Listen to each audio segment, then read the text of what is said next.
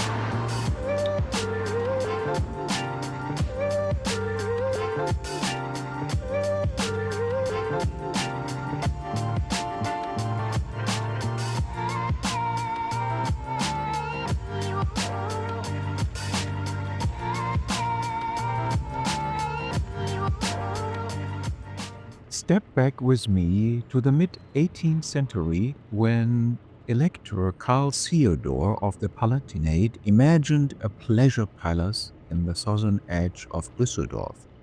He hired Nicolas de Pigage, a young French court architect with a flair for Rococo elegance.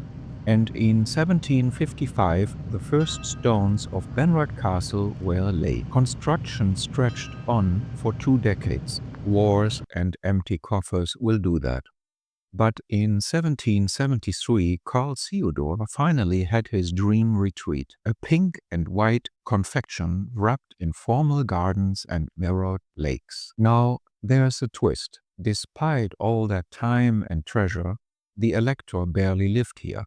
His main seat was in Mannheim, and later he inherited the Bavarian crown in Munich. Benrath became more of a showpiece, a weekend escape where he could hunt, stage concerts, and impress visiting nobility.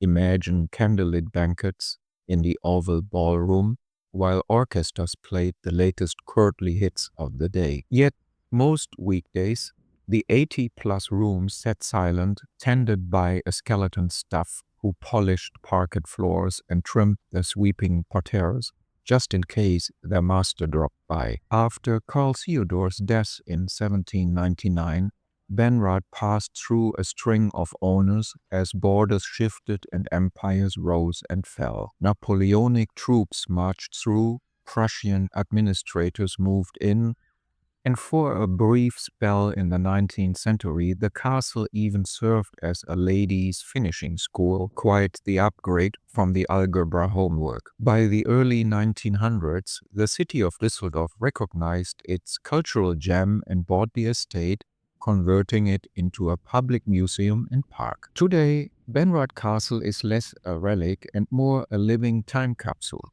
Step inside and you'll find secret servants' corridors hiding behind silk-lined walls, marvelously intact stucco ceilings, and original mechanical window shutters that still glide open with a whisper. Outside, the gardens unfold in 3 distinct zones: a rigid French parterre symbolizing order, an English landscape garden celebrating nature's wild beauty, and a hunting forest designed so Karl Theodor could chase deer without ever leaving his domain. So, when you stand on that grand terrace overlooking the reflecting pool, remember, you're not just seeing a pretty facade.